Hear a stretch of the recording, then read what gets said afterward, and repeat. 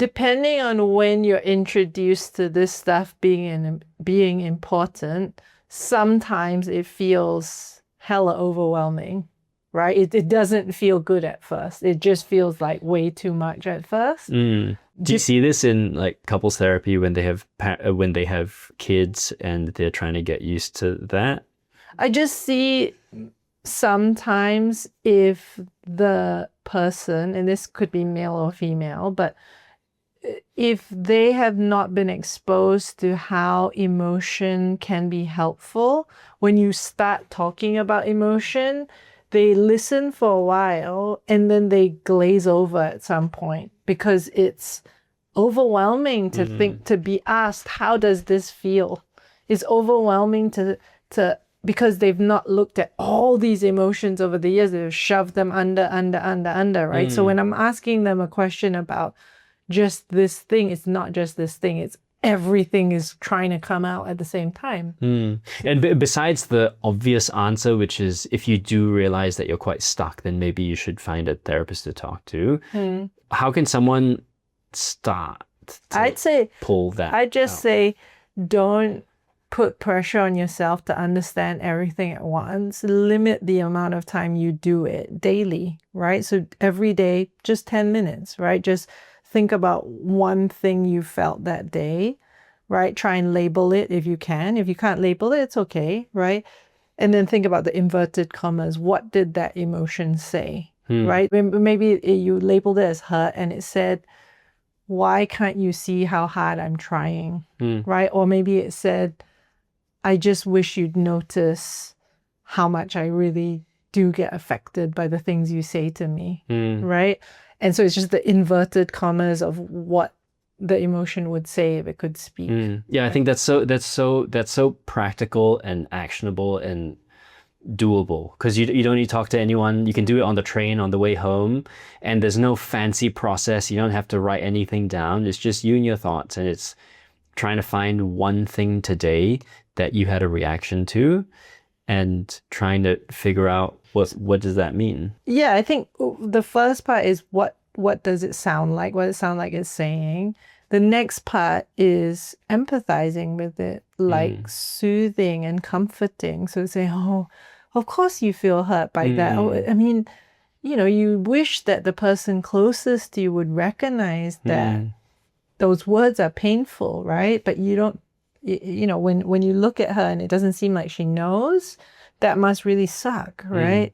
So that's the empathizing, soothing. Yeah, because then you're not so irritated at yourself for having the feeling, because you've spent 5-10 minutes thinking about it. You understand why you feel that way now. Yeah.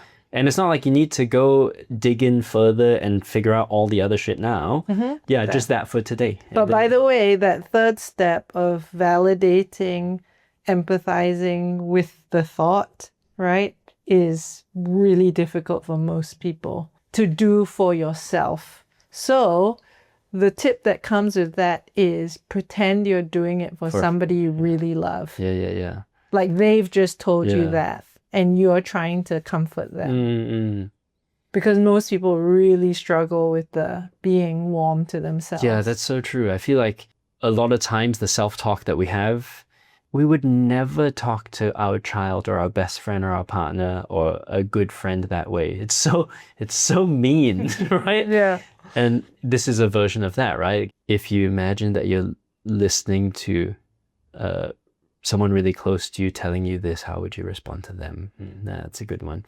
It reminds me of, the thing that we were talking about just before, which is sort of the first step in this, which is just sit and chill for 10 minutes and think about something that happened today that caused an emotional reaction.